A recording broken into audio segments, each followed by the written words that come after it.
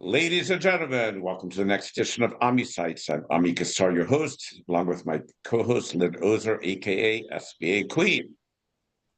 Today, I'm super excited to have my friend Ed Robinson on. Ed is an extraordinary Vistage chair, serving the Baltimore and DC markets, and I've known him for a long time. Works with a lot of entrepreneurs and business owners, helping them through and coaching them through their issues and their challenges. And so excited to have Ed on the phone, Ed on the show today to get some of his insights, learn some of his perspectives, and maybe hear some of what he's seeing going on in today's tumultuous times. Ed, thank you for being on the show. Happy to be here. So maybe you can start by just telling us a little bit about your journey and what got you into being a Vistage chair. Yeah, it's funny, once you have clarity, the university conspires to help you. I've always believed that. So I was managing director of a consulting operation in DC, and we were doing a lot of social enterprise work. And while it was worthy work, it just wasn't my passion. But my passion, I discovered, especially after leaving business school and doing certain things, was leadership development. So, having worked in various things, worked for E&Y, worked for Gallup, and then Community Wealth Ventures, I was actually recruited to be in an emerging leader group. That's what they called the small business group at the time, by a chair called Harvey Goldberg. And I had met David Belvin, another chair, prior to that, and had him speak to one of my peer groups that I had built, not even knowing about Vistage. I met Harvey. I had such a good exchange with Harvey that instead of becoming his member, I said, "Hey, maybe I want to do this Vistage share thing myself, because this sounds exactly what my whole career has been geared towards, which is leadership development and coaching and using my business background." So the doors opened One up for me. I second. started, yes. I want to hop back one thing. I'm sorry for interrupting, but when you started, your very first job was in consulting? Uh-huh. Oh, okay. So then you immediately began on that path. Yeah, I would say Okay. prior to business school, it was more kind of doing research at federal agencies. But I went to business school, graduated from Penn State back in 1995. And when I got out with my MBA, I went to work for Ernst & Young in Manhattan. Oh, That began the kind of the formal professional services journey that went on for right. about 5 or 6 years before, on June 2002, I decided to start my own business, Got it. Capacity Building Solutions. And then Vistage just coincided, about a year later. I But you had already chairs. stepped out on your own in the path of entrepreneurship Yes. to take your skills to becoming your own business. Were there challenges to getting clients at that point? Well, I was fortunate that I had built, and it's really challenging, I find, for people, and I talk to college in the coaching space. You got to have some roster or some network when you go out on your own. So I was fortunate that I had built up some good relationships. So I was able to build my first Vistage group with a lot of my previous clients, or, Okay. or from referrals from those clients. Now, at the time, I had a young son and I had a new daughter on the way. So, and I had was making a very good living. So it was kind of an interesting time to decide that's not my passion, that's not my calling. I want to pull tack, take a significant cut in pay, and try this journey, this solo journey. And thankfully, Vistage came along, and it's just been every year has just been better than better, going back to 2003. So you've been So doing you it for were over 20 all, years. yeah, it is over 20 years. You've Yeah. been solo in your solo practice before you joined the Vistage world. You did that for about a year? Yeah, and I kept doing it. I'd say it's only recently that I've scaled back now Oh, I as I see. think about my future to doing only Vistage work. I only have one company client that I work with now. But prior to that, my business started out probably 2080 Vistage and non-Vistage work, and over time, as I grew more Vistage groups, now I have 6 Vistage groups and a seventh looming. That Vistage became more and more of my work. And the nice thing about Vistage, besides the work and the colleagues I get to do, is unlike a lot of people in my space, it's a recurring revenue model, pretty much. I mean, the average Vistage member, if you're a reasonably good chair, sticks around between 6 to 8 years, right? In the practice, I've had some who've been with me over 15. Some of actually that were in groups before I even became a chair and stayed in the group for 20 years. So you build good long-term relationships with an organization that offers great support. So at first I was doing a lot of individual coaching. I was doing a lot of workshops. I was doing a lot of strategic planning engagements. That was a big bulk of my practice, leveraging my management consulting experience.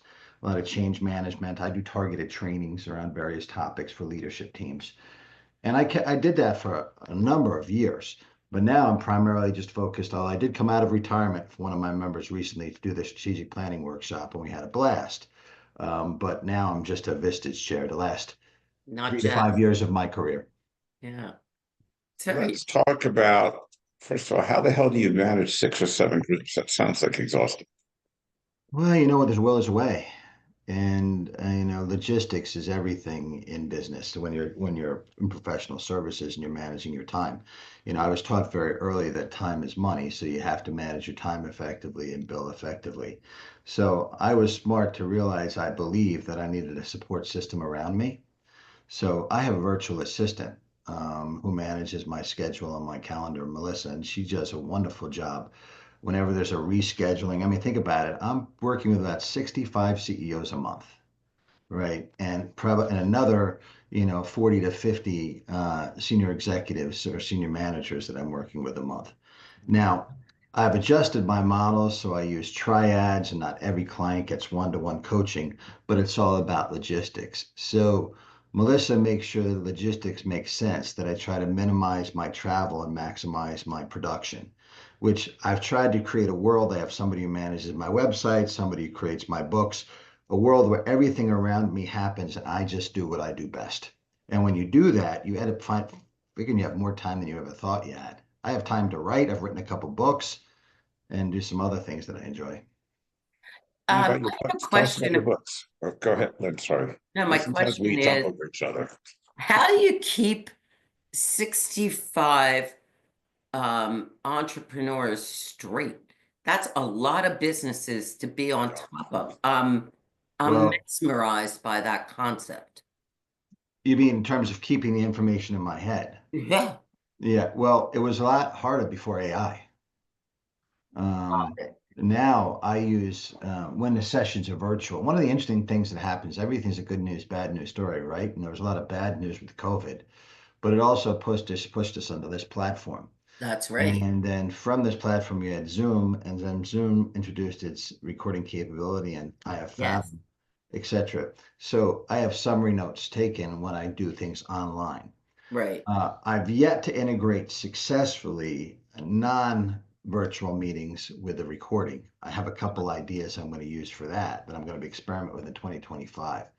But so that's good because that it keeps track. I also do mind mapping when I'm coaching somebody so I can kind of catch the important things that I think are What relevant. is mind mapping? So you take the individual and it's like, what are the points that jump out from that individual? Like what is this person, what's the core theme of the meeting? So if someone comes up with an issue and they have an acquisition, so you have the individual and you go with acquisition, and then you start connecting the dots. Okay, with an acquisition, where are they at in the process? Okay, what kind of support do they have? How are they making this decision? Is it opportunistic? Is it strategic? Right? Is this a bolt-on? Right? So you start to ask questions, and from those questions, you map those questions to the original point and try to make a story out of it. So you can map everything that's coming out into a cogent kind of visual representation of the conversation. Fascinating. I mean, it's interesting. I'm just thinking out loud, but theoretically, there's no reason if we're in a room together in a meeting, we couldn't put on a Zoom meeting and just hit the AI button and get a summary. Yeah, I mean, there's different. You could do Zoom now. I'll tell you, my Vistage meetings, I use the AI too, which is really great. That's been incredibly helpful. I've experimented with different tools, recording devices. Zoom without the video, I don't know how great it is. I actually ordered this thing I'm waiting to get where I can clip on my lapel. Yeah. And use that. So I'm experimenting with sound. I expect to have that figured out certainly by first quarter 2025, so that everything, only if there's consented, because sometimes you have clients who do not want to be recorded, or they don't want to have a particular conversation recorded for whatever reason. And I always respect that. You shouldn't record somebody without their consent or their approval. Obviously, right. And I do have a couple clients who'd rather not have that. And I say, okay.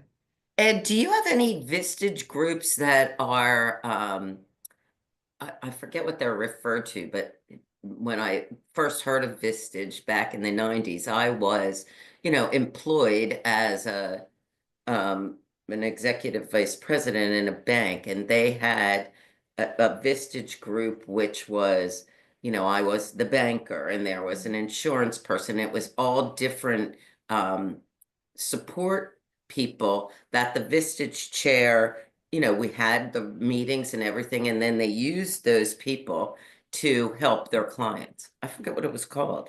Trusted advisor. Trusted advisors. Do you have any of those groups? No, I do not have a trusted advisor. I have many colleagues who've had those for years. I do have a continuum though. I have an emerging leader group, which is for high potentials, people who've been identified as future leaders in the company. Oh, I have a see. program for them. Then I have an advanced leader group, which is for people who have graduated from the emerging leader program or already in a more advanced role in leadership. Then I have a key executive role, which is people who direct reports to the CEO or business owner. Then I have a small business group, which is for businesses to have 5 to 25 employees and $5 million in $1 to $5 million in revenue. Then I have 2 chief executive groups. One of those groups have about average revenue is probably about 15 million, about 85 employees. And then I have another group where average revenue is probably about 70, 80 million. Average employees is about 225. So I've tried to create this continuum so someone can take the journey with me across multiple groups. I've had people jump from small business to chief executive to the higher chief executive, from key executive to small business, from emerging leader to advanced leader to key. So I wanted to structure it so that people in the room, it made sense what they're dealing with, that they had a similar context anyway. I'm curious, the businesses that you work with that are extremely large, 225 and above and 80 million or whatever you said, do they have their own board of directors? I thought this was Vistage was sort of like having a board of directors with different executives to bounce ideas off of. I'm just curious, do you then work with them on how to work with their board, or Yeah, they it don't depends have on the boards? situation. I'm not an either or person. I'm mostly an and person. I think you Hmm. can have, like I say, the ideal trifecta for a business owner is to have a Vistage group, right? To have an industry peer group and have some sort of networking group. If I was going to advise them, I think they should do all 3. One group that's about growing their business development. The other one's about leadership development, becoming CEO, and the other group that keeps them on the cutting edge of what's going on with their industry. Now, if they want to have an actual board or have a board of directors, I mean, when I started, I had a number of nonprofits as my clients Right. initially. They all had boards. Probably it's a minority of my members now who have formal boards. Mhm. Sometimes they're required to do it if they're an ESOP. Others, not so much. But if they have a board of directors, I think it's great. And I'm happy to work with them. Sometimes the people I'm dealing with on the leadership team are the board, de facto board as a family business, Yeah. But yeah, if they're having board issues, and it does happen, especially with sometimes the for hire CEOs, not founder operators, they've been bought in by a board to run the organization. There's that dynamic you have to deal with. But I think if you have a good, strong board of directors, it's only a healthy, positive thing. Let's dig in a little bit. So you've got 1 SB and 2 different CEs, kind of at different stages. Let's maybe start with the SBs, which is the small business group in Vistage vernacular, and typically what 1 to 3 billion in revenue, roughly, and 1 to maybe 5. I actually have a couple who've slightly just gone beyond 5. yeah. That I'm about ready to move up soon. I'll also put, if somebody is a 3rd generation or even 2nd generation family business, they're getting ready to take over. If they didn't found the company, I'll incubate them in the small business group for a couple of years first because I want them to be around entrepreneurs so they get that perspective. So sometimes I have somebody in my small business group now that's a very large company. She's the daughter of the CEO. And I wanted her, she didn't found the business. She's 3rd generation in the business, but I wanted her to get a feel for what it was like to be an entrepreneur, because all she's ever seen that from is from her dad. But now she has a table of 17 people. She gets to see their journey every month. So if you look at that group today, what are do you see challenges that size company is facing today that maybe they weren't a year or two ago? Or like, what do you look at in 2025? Well, it's interesting. I got to tell you, I think my businesses that have proven to be the more robust, my small business group used to be the most affected by the swings in the marketplace. And they all had a pretty good year in 2024. What we did have across the board is a lot of them were over optimistic in their budget. So we had to really work on our budgeting this year because I think everybody anticipated more revenue than they were going to achieve. But for the most part, they had a good solid year. The problems they're dealing with are pretty universal problems. Obviously, first and foremost, talent, right? Finding the right talent that wants to come work for a business of their size, being able to afford the right talent and put the talent in the right role. Why? Because their ability to elevate themselves out. When you're a small business like that, you're kind of like in the middle of the storm all the time, right? And you're the center of all this chaos surrounding you. How do you create more of a leadership role where instead of the chaos controlling you, you control the chaos? So elevating them and getting to the first few strategic hires so they can let go of some of the responsibilities, that's a universal problem. Talent has been a universal problem. Trying to figure out, which we have been doing, and I've been a big advocate for several years, and you can ask all my members, what's happening with technology? How do you integrate technology into your operation to give yourself a competitive edge? So we've been talking about AI for years in my group. But AI, if you use AI effectively in a very small business, it can make a huge difference and give you a competitive advantage. But how are you leveraging new technologies in your business? So that's kind of been a unique thing. I think a lot of them are having a lot of fun starting to implement some of those things. What's interesting is private equity has gone downstream. There's been a lot more M&A activity, and I'd say that some of these businesses are dealing with consolidation in their space. So, say you're a mechanical contracting company or you're an electrical contractor or something. All of a sudden, these roll-ups are happening around you, so you're having to compete with private equity. Now, to several of my members in these small businesses, that's been a good thing because they can position themselves as the anti-private equity business and people want to come work for them, right? So which is really starting to deal with the talent issue as that continues to happen. But the difficult issue too is they're under-resourced in comparison. I'd say another issue is building pipeline. If you ever figure out the digital marketing challenge, the enduring digital marketing solution for small businesses, you'd be a very wealthy person.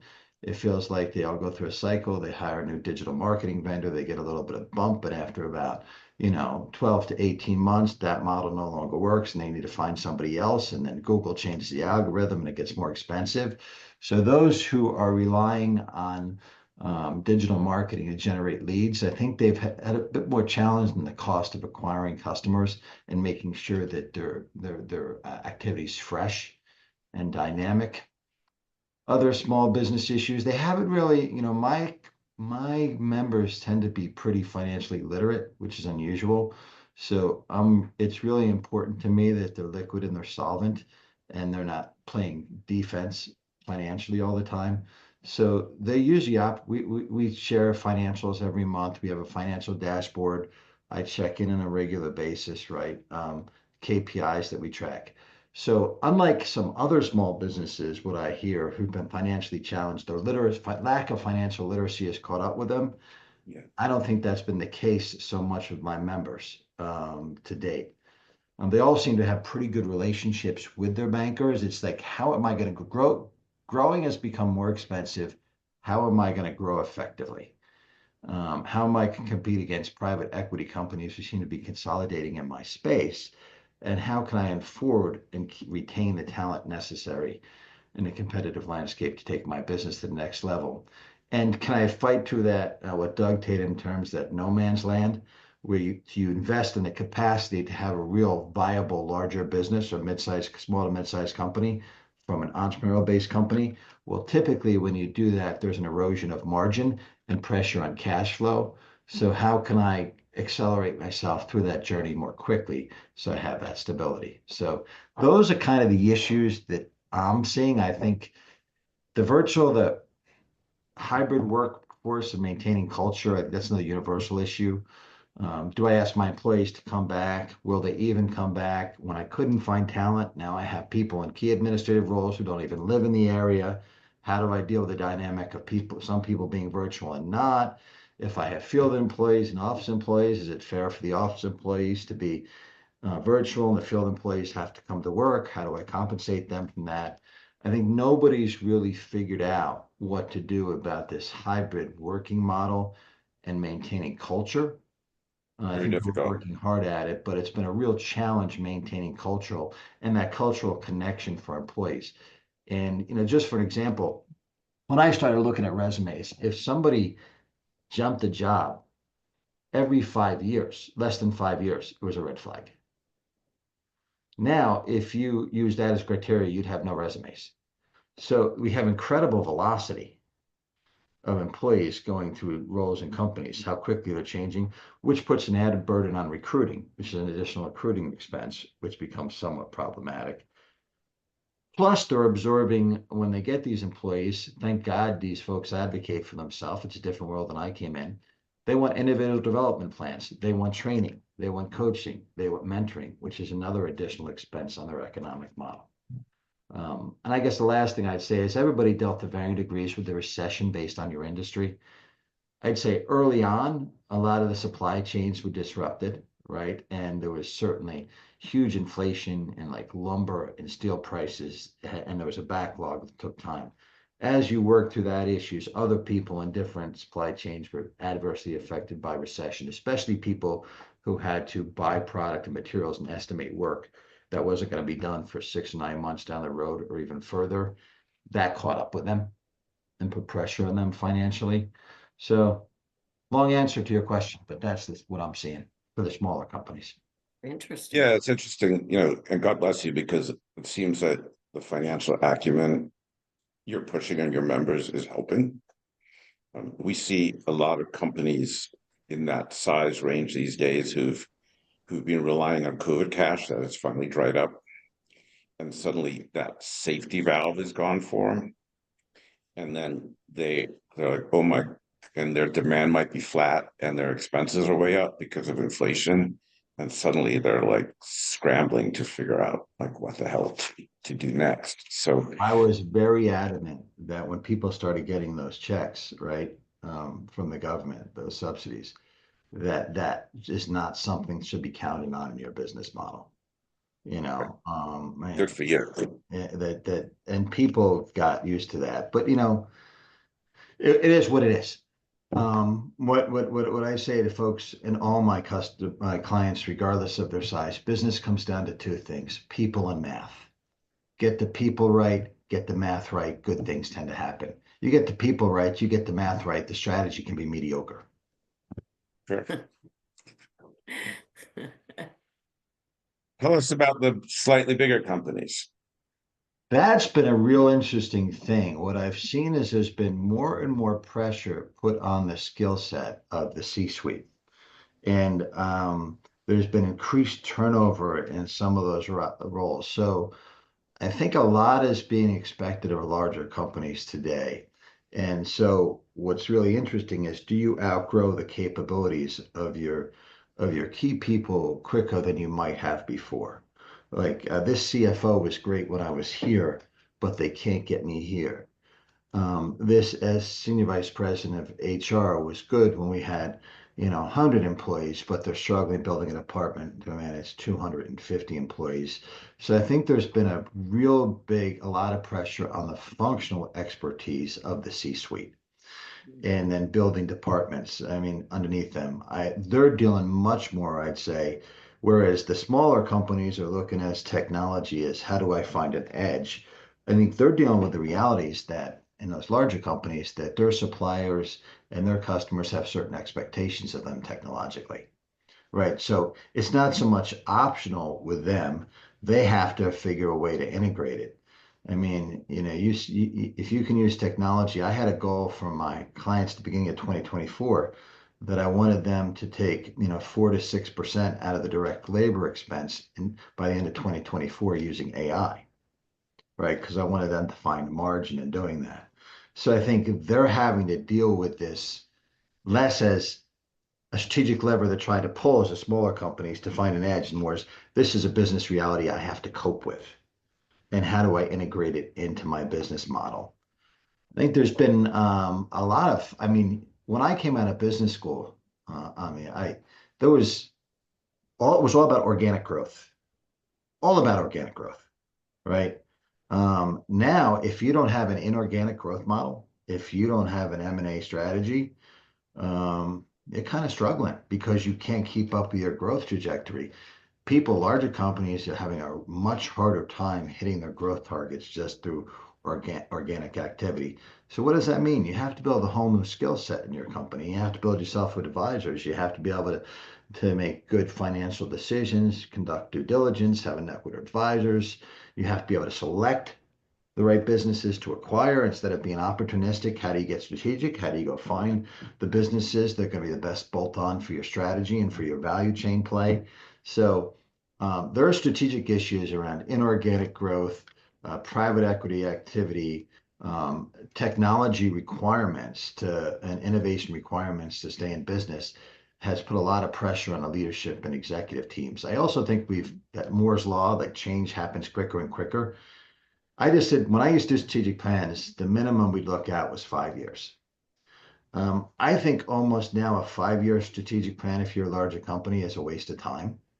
That the furthest out you can look is maybe 3 years because so much change is happening so quickly that you have to be able to adapt, and pivot as events dictate. And I'd say that the larger companies are probably more affected by sort of, I think a lot of companies were concerned about the political uncertainty in our country before you made big bets.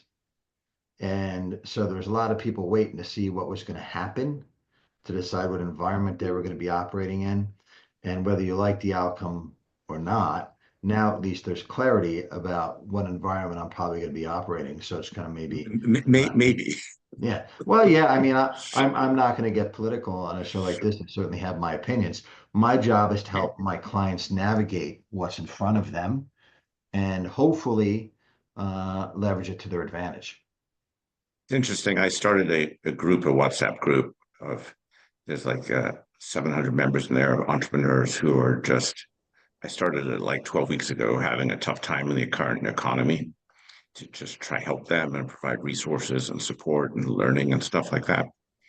And everyone was last year it's the election, it's the election, it's the election.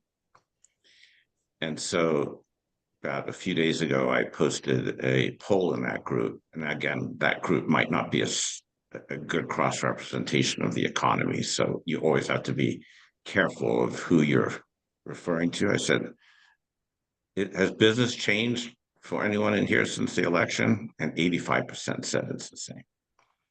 Yeah, it's the same, although it's interesting sentiment. What happens with sentiment and what follows action, right? Is your perception of the economy and what's going to happen. I just think that the country, as I told everybody, when things are uncertain, people have a hard time making strategic bets and they want to play defense, which is actually a time if you're a strong company for you to play offense, right? So I think what we're going to see in 2025, first and second quarter, is a burst of economic activity like you've never seen. And I don't think it has anything to do with the incoming administration, right? I think your lips to God's ears. Yeah, I think it's going to happen. Now, what people have to do though is it's to compete in this environment, you have to be really smart. This is not the environment that's going to reward on gut level or intuitive decision makers and business leaders who don't have a handle on their financials, right? And how to make wise financial decisions. If you're smart and you understand your economic model and tweaks you need to make, and you understand how your decisions reverberate financially throughout your company, right? If you can do those things, there's going to be a lot of opportunity. But if you've been kind of learning finance on the defensive and not learning the lessons wisely, you may even be more vulnerable to economy as it takes off. And then are you able to hold on? Are you penny wise and pound foolish because you're playing defense? Or are you losing talent to your competition? Now, I don't know what's going to happen with tariffs and how that's going to affect supply chains. I don't know if a trade war with Mexico and Canada and potentially China is going to reverberate. But I know is a lot of these major economic decisions and policy decisions take about 18 months to fully be integrated into the economy. We're not going to be seeing really the full impact of the Trump economy probably till a few months before the midterm elections. And then So things will likely change again. yeah, so I don't know. I mean, and I will admit that I'm in when I work with a select group of business owners and CEOs. We outperform every business industry. My members are not normal. There are people who are willing to get together with a group, be vulnerable, be open, be transparent, admit they don't know things, ask for help, sit in front of experts multiple times a year to get expert advice, to have a front row seat to the challenges that peers are dealing with, willing to be economically transparent with their colleagues, right? So they've got this arsenal of resources through their Vistage membership, and even the fact that they're willing to embrace coaching on a monthly basis, I mean, gives them an edge in any marketplace. So I'm dealing with a unique focus group. This Sure. this this Yeah. is not the era that will reward the below average business owner or CEO. They'll probably become casualties relatively quickly. I think that's already happening. And I think part of that is the impact of them getting their hands on so much money that during COVID that they really had no idea how to manage or what to do with anybody help them. Yeah, So I mean, we you ask we these people like, how do they pay themselves? How do they come up with a basis of what they pay? I said, what would be the replacement cost if you had to hire somebody come and do your job? Well, I don't know. Well, you should know. Like, how can your business justify paying you $250,000 and you're into your line of credit by in $250,000? Do you realize you're having the bank having to pay for your salary, right? Do you understand how that works, right? The bad use of short-term debt versus long-term debt. Terrible treasury management. We had the one thing that if businesses were smart is they had a great treasury management opportunity the last few years with these higher interest rates. so So many didn't you take could it. be making 4 or 5+% on your money that you're keeping it if you were smart. But a lot of them didn't. They left it in their checking account. They earned nothing on it, right? They ended up going into their line. I said, I tell people constantly is if your margins are 8% and you're paying 7.5% for your debt, you have very little margin for error. Mm. But there are a lot of people who are used to 3.5% and turning it into Right. 7%. Right? That's right. So if your cost of capital goes up, then your business efficiency has to go up. You have to have your margins reflect this new environment. Otherwise, you're going to be making less money, which is going to put pressure on cash, which is going to translate into the cycle going in the wrong direction. 100%. If you were to impart some wisdom on just a general business owner or entrepreneur out there with, say, a couple $1 million of revenue, trying to figure it out, trying to push forward, and you just talking to a stranger, what would you tell them? There's this great author who's come out the last few years, Ryan Holiday, and he's written these amazing books. I mean, The Obstacle is the Way is one of my favorite books, but he also wrote a book called Ego is the Enemy. Mm. And this is not the time to isolate yourself as a business leader. So I tell my members two things you have to get comfortable with, uttering these two things. I don't know, and I need help. Mm. Right. You can't, the pace of change is becoming so rapid and the environment so complex that your ability individually to pivot on your own without some sort of feedback or some mechanism to understand what's happening is going to put you at a real disadvantage. So be comfortable saying, I don't know, and seeking out people who know, right? One of the neat things that has happened in business in the last 5 years or so is the emergence of this fractional executive, where you can now, there's three ways you get capacity. You build it, you buy it, you rent it. You build capacity, right, by hiring people, training them up, and growing their skills. It's a long process, right? You buy capacity through acquisition, right? So a company has something that you want, skill set, they have clients, whatever, you buy capacity, right? And then you rent it. The renting part of it is, and contractors do that through subcontractors, but you can get expertise now where you can rent, fractional CFOs, fractional CMOs, fractional chief people officers, fractional COOs, fractional CTOs. So please reach out as a business owner if you don't understand something and get help. You don't have to hire somebody and pay them through $250,000, $300,000 a year. You can rent a day or two of their time per month to help you understand AI, right? And blockchain and those things that are affecting your industry. So be curious and if you're doing business today, if you're not reading the front page of the Wall Street Journal every day and saying, how does this affect my business? If you're not reading McKinsey quarterly and doing all the, now it's not even quarterly anymore, the way that they release information. If you're not looking at what McKinsey's saying about strategy in the business environment, if you're not reading the Harvard Business Review continues to put out superlative information. There is like a handful of really, and you're in whatever industry trade journal that you're involved with. If you're not curious about what's going on around you, you're going to get overwhelmed by it. So be curious, ask for help, seek out expertise, and then please look under the hood and really make sure you understand your value chain, what percent of the margin you own in your marketplace, and is there a way to you on more of that, and then your business model. Do you need to tweak your business model to find more margin? And then the last thing I'd say about that is, excuse me, is you have to be able to forecast cash flow. It's funny how so many business owners get obsessed with their P&L, don't understand their balance sheet, and then don't even get a cash flow statement. Their idea of a cash flow statement is the amount in their checking account. It's going to kill you. So you got to be able to forecast cash flow in your business so you understand the cash needs of your business and you understand how much working capital you have to invest back into your business, right? You need to understand how you're growing your business through debt or equity. And are you really growing the assets? What are you growing? You should be growing your assets and minimizing your liabilities, right?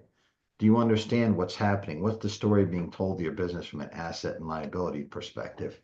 So become more financially literate about how your decisions, what happens with your model and how that translates into your financial statements. And also understand in your marketplace, your value chain, there's only so much margin in your business, right? So you can forward integrate or backward integrate, but if you can own other steps in that value chain of delivering whatever it is you're delivering to your customers, it gives you the opportunity to gain more margin. And when you gain more margin, you're in a better competitive position. Very good advice. There's been a lot of good advice that you've just handed out. And I think everything that you've said has been spot on, to the point of being almost scary. I appreciate everything that you've shared with us. I think it's great advice for our listeners. Well, and I'm so thankful that there's a private funding market. I mean, that you help people access, because there's different ways to get your business growth funded, Right. right? If traditional means aren't working for you, and somebody who can help you navigate the private capital markets is incredibly important. I'm actually getting more and more excited. To some extent, private equity makes me nervous. There's an excitement and a nervousness about that. But this whole family office model and this multi-family office model and a whole group of investors. Now, granted, they're not looking at very small businesses, but my mid-sized companies are bigger, that they want to invest in companies and hold their investment. They're not looking to flip it in 5 years. Yeah. They're looking to make it part of their portfolio.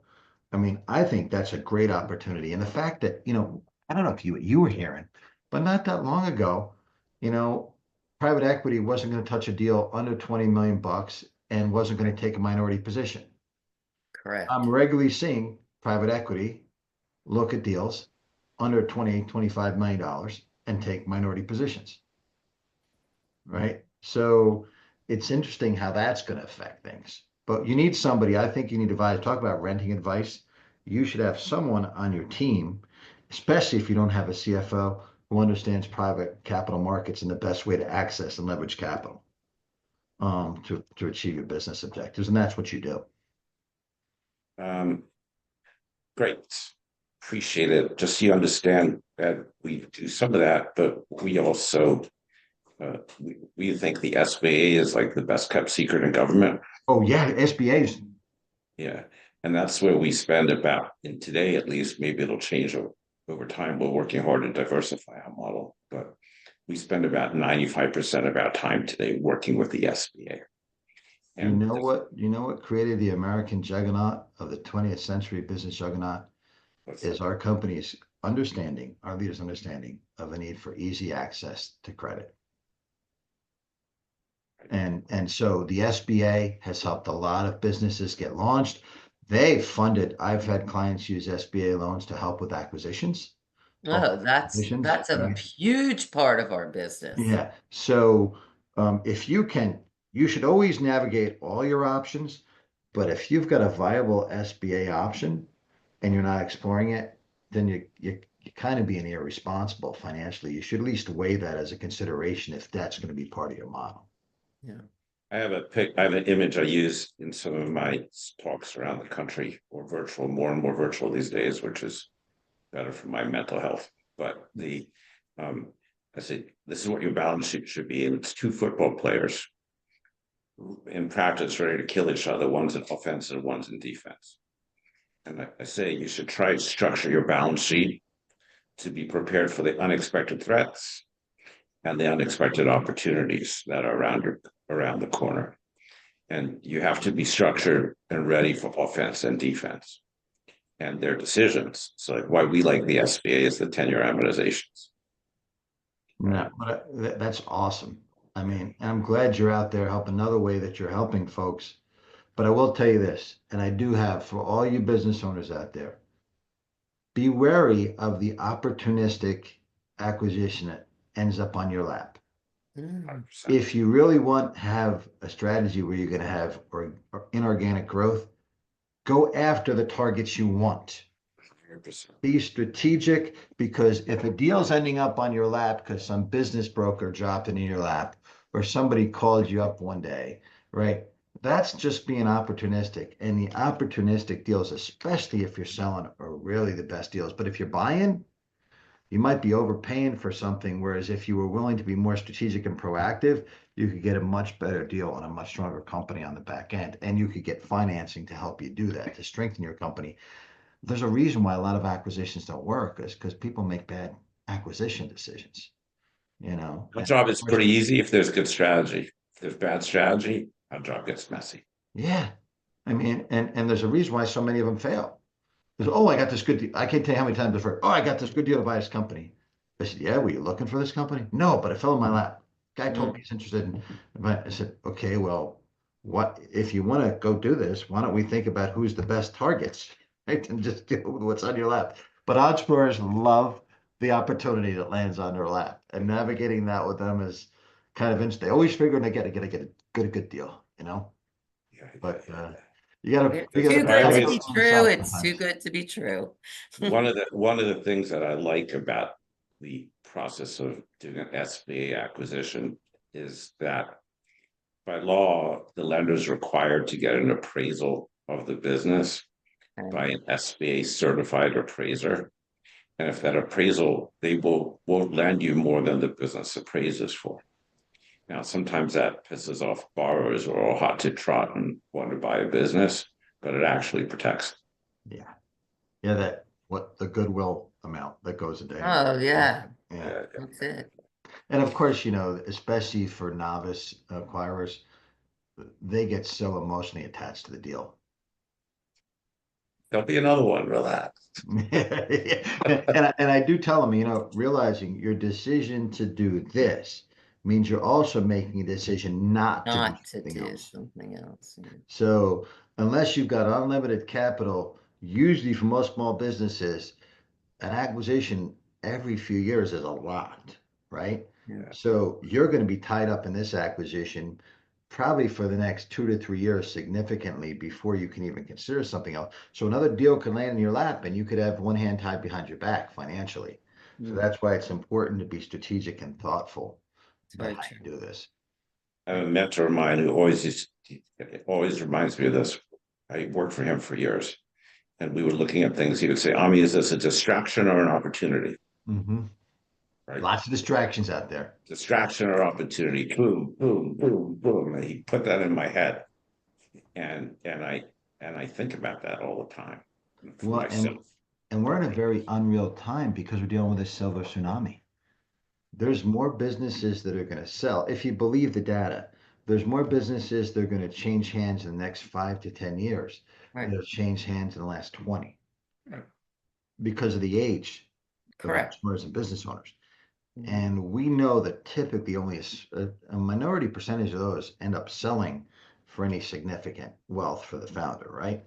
Um, so now there's going to be a bunch of deals flooding the market with a bunch of people who've been counting on this deal to get out. That's why I tell my folks, don't put all your eggs in one basket when it comes to your business. Have a diversified personal financial management plan so you don't have to rely on that big sale at the end to be able to retire, right?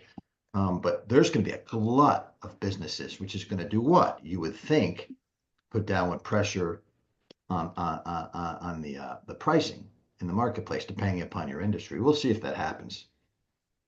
Interesting. And how do people? One more quick question. Tell us about your books. So I wrote these books back in 2016. I'm working on a third book right now. The book I'm working on right now is about leadership and virtue. And that we live in a time, I believe, that not only requires, that demands more virtuous leadership and people understanding and connecting with the idea of virtue and virtuous behavior. I think we need leadership that's going to bring us together, role model positive behavior, unify us, right? And set a good example.